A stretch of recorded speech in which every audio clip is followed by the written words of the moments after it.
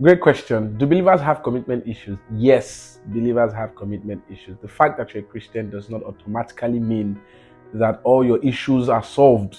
You still have to work out certain things, of course, right? So how can you identify that you have commitment issues? I will say a few things off my head. First of all, you start things and don't finish. So you start projects and don't finish. Maybe for lack of time or lack of interest. That's very important. So you easily lose interest in things or things you have committed yourself to, you promise to do. You've lost interest in it. So if you find yourself oftentimes overwhelmed with unfinished tasks, then there's a huge possibility that you have commitment issues, right? So how do you deal with this? It's possible to deal with.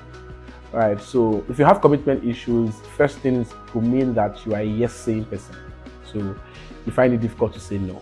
And that's a major problem to many people. So you commit yourself here and there just because you are kind of a people pleaser. So you don't know how to turn down requests. If you are in that shoe, then you might need to learn how to say some no's. Right. And another thing is live by conviction and not by your feelings. People that have commitment issues make permanent decisions on temporary feelings, and they are very impulsive.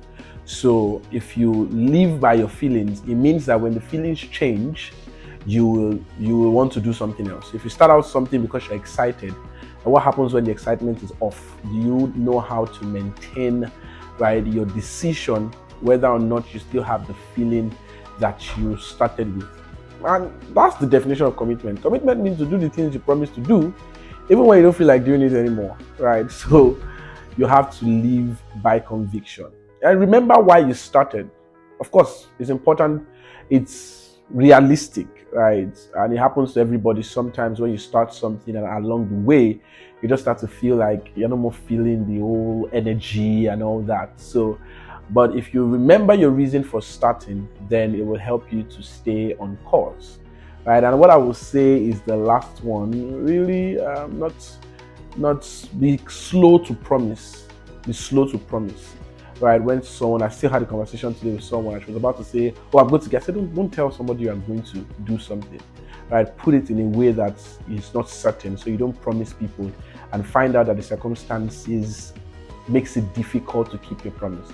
So be very slow to promise, ensure that you give yourself time to think about things before you give an answer or give a commitment or make a commitment to that thing, right? So yeah, I hope that these few tips will help you to stay true to things that you decided to do.